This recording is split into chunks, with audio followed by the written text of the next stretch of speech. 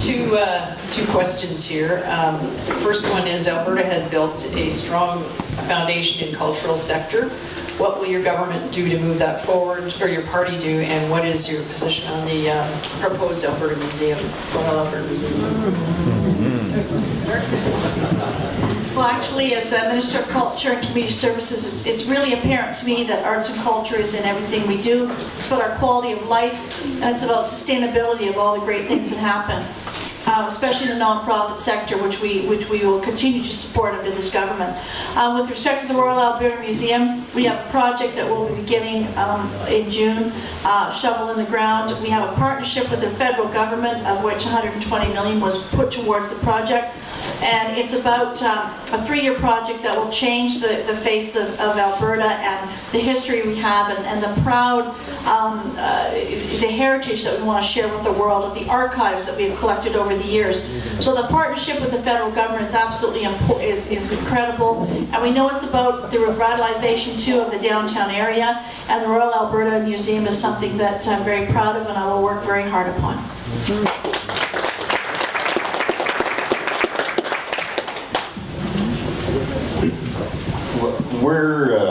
Our position at this point is that we're running a deficit budget, the province is, wild growth, but the province is running a deficit budget, and we need to look at those pet projects that maybe we can put off for a little while.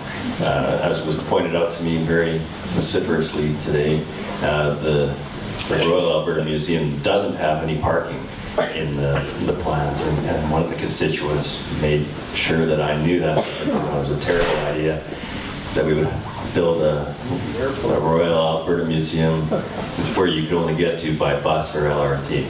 Boo! Oh yeah. Use the airport for parking.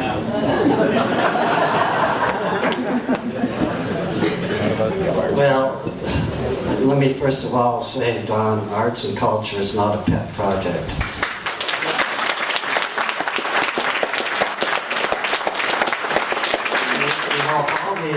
Care about. I mean, arts and culture is extremely important to a city and the kind of life that you want to live in a city, and we should be supporting it. It's not only smart to do this for the city, it makes it a better place to live, but economically, if that's all we care about. Do you know that there's 20,000 artists, musicians, and people that make their living from arts and culture? Maybe they don't make big salaries, but they certainly make a living, and they contribute dramatically to our economy beyond what they do. That's very valuable. So we think we need to increase the funding in a more significant way to bring in some more movies and television and things that were happening here before. And we're talking about $90 million over 4 years to increase to arts and culture funding. Again, like education, this is an investment. It's not an expense, and it's a matter of where we get it from.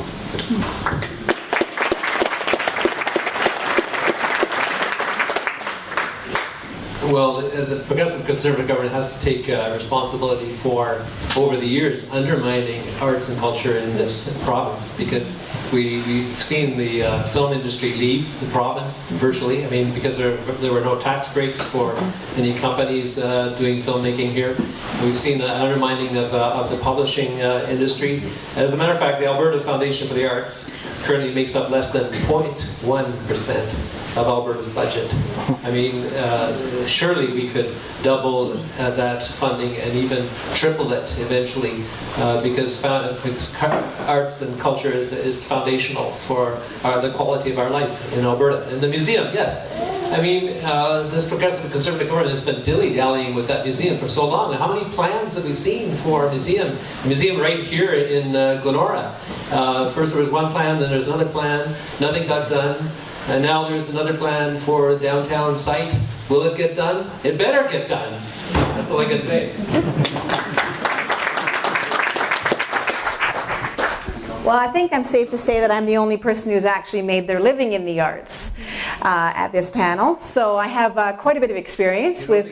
Preaching is drama? Well, it can be, yeah. Certainly politics is drama. But actually, no, I have worked as a writer, as a director, as an actor on the stage and film and television and radio over the last 18 years. And Alberta is an extremely difficult province to be an artist. And we have lost so many talented people who have moved away, friends of mine. And I started working in the television industry. There was a lot going on here. There was a lot happening.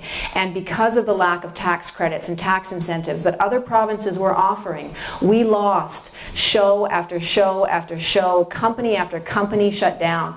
And so this is a point of real passion for me, that the arts is not a pet project. The arts does give back. And in fact, people will not move to Alberta without a vibrant, exciting arts community and vibrant communities. So this is really critical that we get this right.